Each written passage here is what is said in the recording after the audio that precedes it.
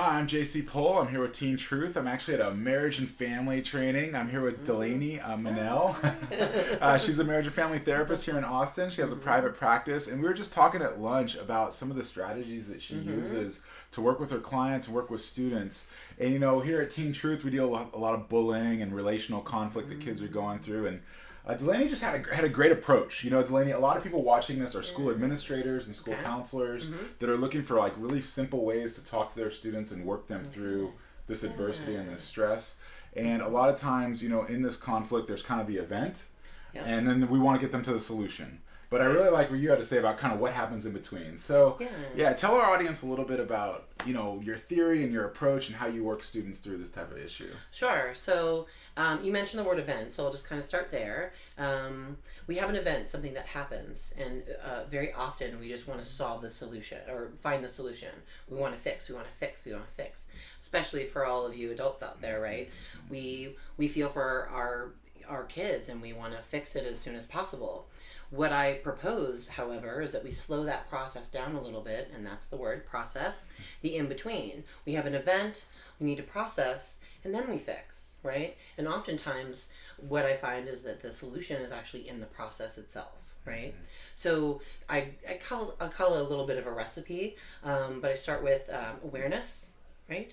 We then identify, and then there's an action.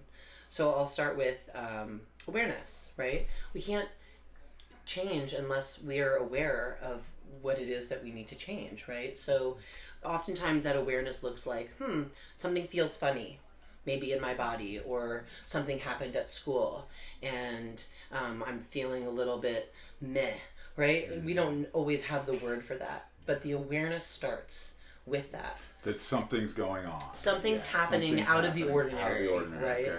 So, and you're saying that a lot of times students in particular may not even be aware of that. Absolutely, absolutely. We can talk more about that too.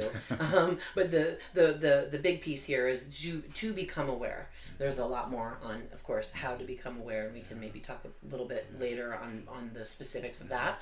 But once we do become aware, right, that's our first step. You have to be aware. Once that awareness occurs, then I want you to identify that. The identification then mostly becomes an emotional identification. So meh becomes, what am I feeling, or what is actually happening? If you can then say, for instance, anxiety, right? I want to know a little bit more, because anxiety is one of those umbrella emotions, right? Inside of anxiety are really difficult emotions. Many times it's confusing. We have positive, we have negative emotions. Which one is which, and we just want to stay away from that, right? So if you were to come to me and say, I feel anxious, I'm going to ask you follow-up questions. What do you mean by anxiety? Describe that for me. Is there an emotion word in there? Tapping into that underlying emotion that might be causing the anxiety. Exactly. And there's a lot of strategies to go, into that. Some therapists like to kind of print out an emotion list, right? Go through the emotions. Really, really, and I call it the taffy pull, because we're slowing this process down. I want to do the process with you. I don't want to just quickly move to the solution, right? Right. So what you're saying just in this example is there's an event that causes anxiety. The solution to anxiety might be learning how to breathe, or, some controlling your regulation. But what you're saying is by taking the student directly to that solution, we're missing the process in the middle. We're missing the understanding of the underlying emotion that's causing absolutely what we're saying. There's the fundamental. I want to get to the fundamental. When we understand the fundamental, then the solution often presents itself. And then, of course, it depends on your student or yourself, right? But that's powerful. I mean, for a teenager to have that opportunity to sit and talk and understand what's going on within themselves.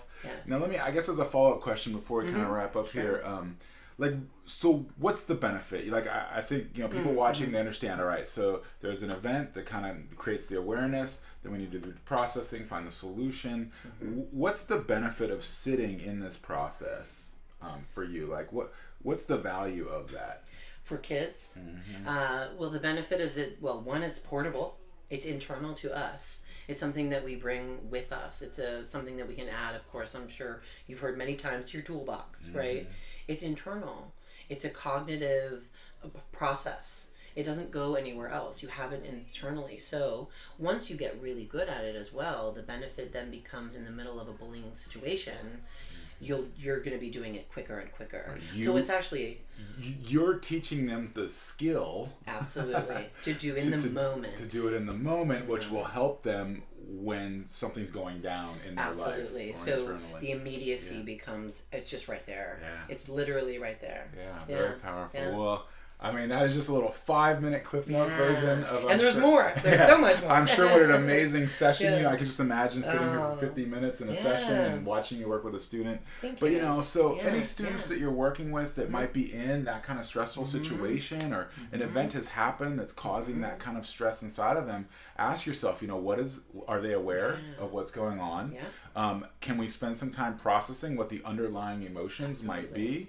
And then that should lead you to a solution. Absolutely. And if we can do that, we can really help move the student through the process and teach them the coping skills they're going to need in the future. So it was an honor to sit here with you, Delany. Thanks for taking the time to share.